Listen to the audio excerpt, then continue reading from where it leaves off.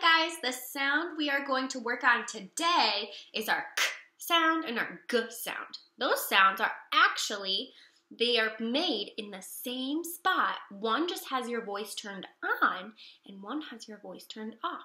Fun fact, huh? So, I have my mouthy from school. If you go to school with me, you remember him very well. He is one of our good friends. We like to play with him. And he teaches us all about our sounds. So, I also actually just made this mouthy at my house. I made a video so you can make a mouthy at your house if you're stuck at home.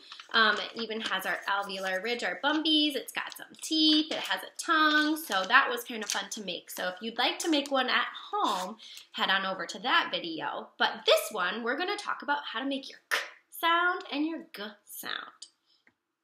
So, your k and your g sounds are made with the very, very back of your tongue, and that might be kind of tricky for some of you to do all by yourselves.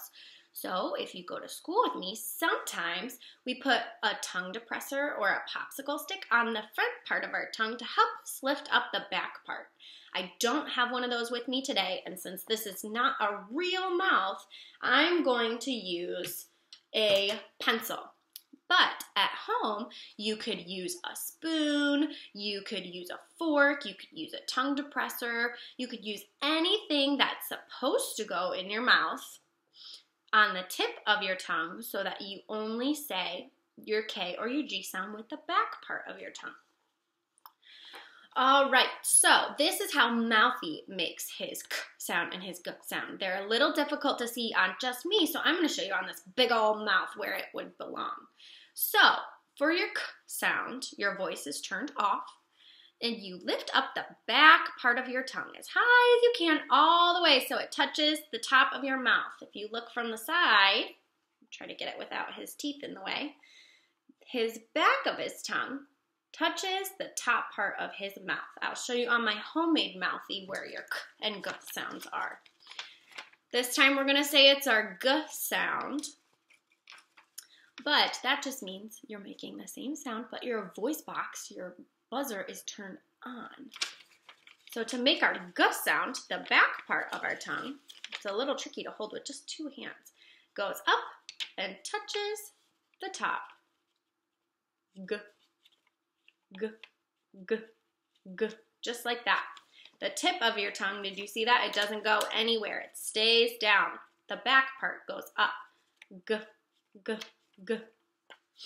On Mouthy, I'll show you once again. Mouthy's tongue stays down in the front and goes up in the back. G, g, k, k.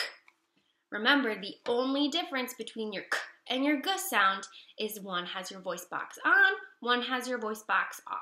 If you're not sure which one you're making, you can take your hand and touch very gently to this bumpy part right here. This is called your larynx. Funny word, huh?